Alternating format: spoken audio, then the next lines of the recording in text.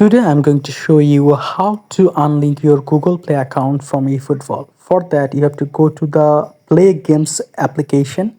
After that, you have to check which Gmail is connected in your Play Games. So you can see this is my Gmail which is connected to my Play Games. Now I have to go to my Gmail account, okay? And make sure it is the same Gmail which is locked in your Gmail account. Okay, now from the top right corner, go to your account section. Here is icon button. Now make sure it is that Gmail. Now manage your Google account, tap on that. Scroll down until you see data and privacy section. Now again, scroll down and you will be able to see a third-party apps. You can see third-party apps and service. Okay, tap on it.